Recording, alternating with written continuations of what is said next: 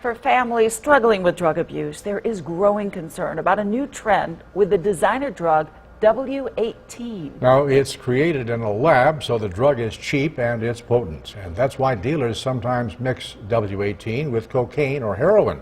The Night News Channel 9's Tammy Palmer shows us another side effect when heroin is too close to home.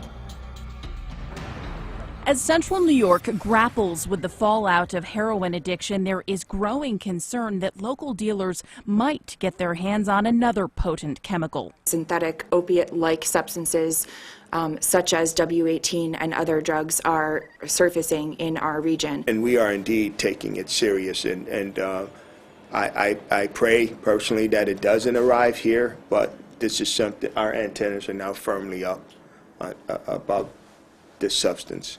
Members of ACR Health joining forces with police to warn families that a regular dose of naloxone used to reverse the effects of an opiate overdose may not work with some synthetic drugs. Particularly with drugs like W18, again, multiple doses are required, more than the 2 that would come in an issued kit from our program. While investigators aren't sure how widespread the use of W18 is yet, police in Canada know it's being sold on their streets, secretly mixed with other drugs. Delta Police in British Columbia saying this bag has fentanyl, W18, and cocaine with food coloring to make it more attractive.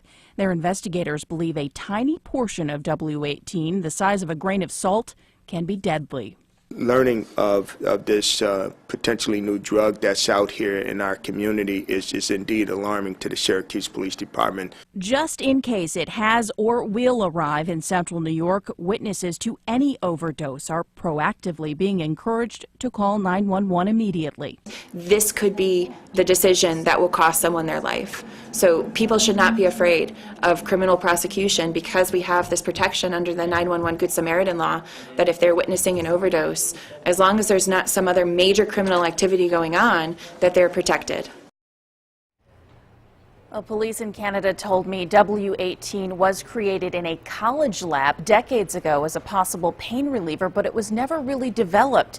Illegal use only recently caught the attention of investigators, so there aren't reliable studies to truly identify its strength, and health officials aren't sure if any amount of naloxone would work.